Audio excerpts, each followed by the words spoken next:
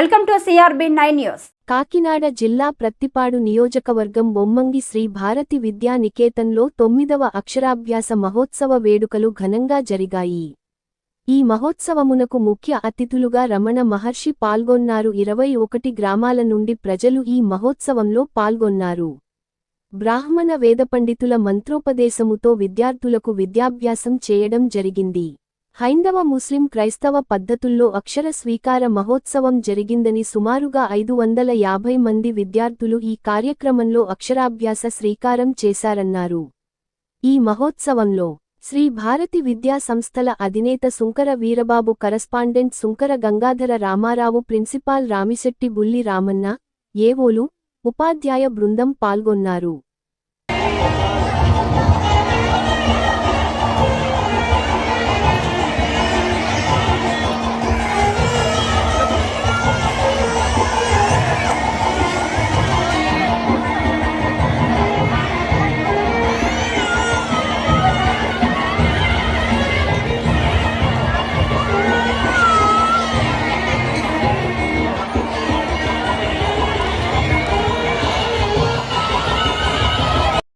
ఏ కాలమునందా ఏ దేశమునందైనా అంటే ఎక్కడైనా సరే అతడు కూర్చొనియుడే.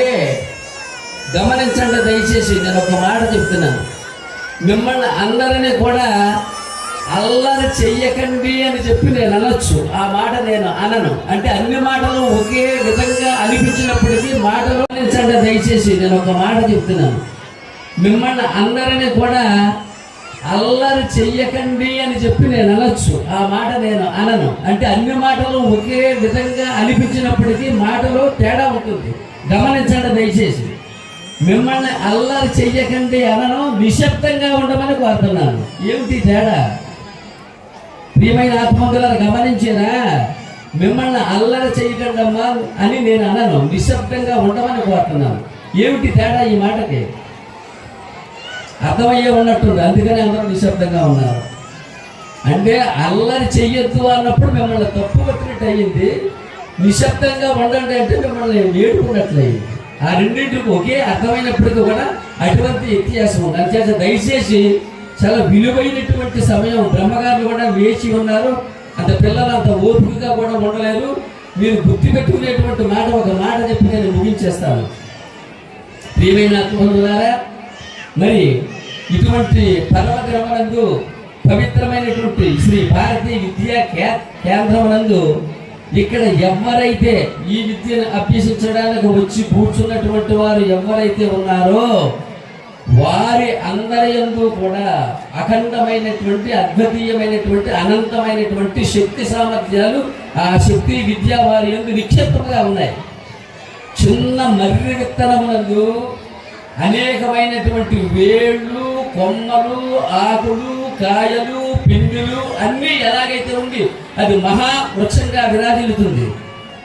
మరి విత్తనం చూడడానికి అతి చిన్నదిగా ఉన్నప్పటికీ కూడా అది రాబోయేటువంటి కాలంలో ఎంతో విస్తారమైనటువంటి వటవృక్షంగా మారిపోయి అనేక మందికి ఆశ్రయముగా, పక్షులకు, పశువులకు, మానవులకు అందరికీ కూడా ఏ విధమైనటువంటి భేదము లేకుండా అది విశ్రాంతినిస్తుంది.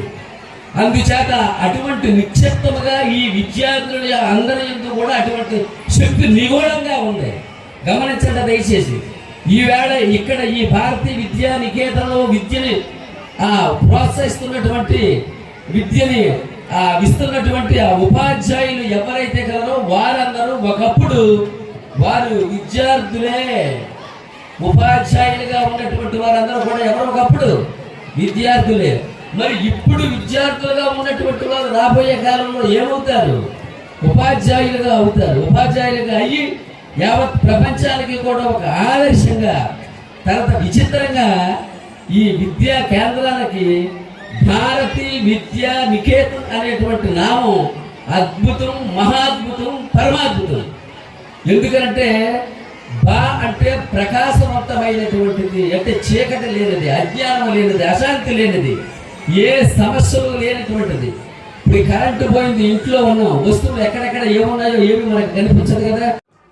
శ్రీ భారతీయ అక్షరాభ్యాస మహోత్సవానికి చేసిన మా విద్యార్థుల తల్లిదండ్రులకు, అలాగే మిత్రులకు, శ్రేయోభిలాషులకు, గౌరవనీయులకు, అలాగే పత్రికా విలేకరులకు ఈ సంస్థ సుమారు 30 సంవత్సరములు అయ్యింది స్థాపించి.